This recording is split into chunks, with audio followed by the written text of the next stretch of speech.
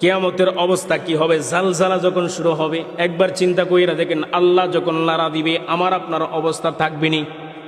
আকাশটা তুলার নেই পড়তে থাকবে, আসমানের ভিতরে, আসমানের মধ্যে যত তারকা আছে, সূর্য চন্দ্র যারা আছে, সব কিছু কষে কষে জমিনের উপরে পড়ে যাইবে। আর মানুষগুলোর এমন অবস্থা হবে, ওয়াতারান্নাসা সুকারা ওয়া মা হুম বিসুকারা ওয়ালাকিন্না আযাবাল্লাহি শাদীদ। মানুষগুলোর অবস্থা এমন হবে, মানুষ সকলকে দেখতে পারবা, মানুষ সকলকে তোমরা দেখতে পারবা।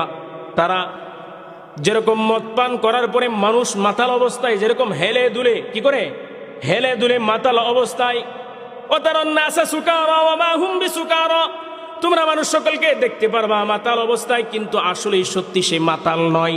সে কিনা মাতাল নয়। কারণ কি, আল্লাহ পাক রব্বুল আলামিন যখন জালজালা শুরু করবে, লড়ানো শুরু করবে, পৃথিবীর সকল কিছু লড়াচড়া শুরু করবে, মানুষগুলাকে মনে হবে মাতালের মতো। মানুষগুলাকে কি মনে হবে? মাতালের মতো মনে হবে। মুসলমান বাবারা আমার, সময় থাকতে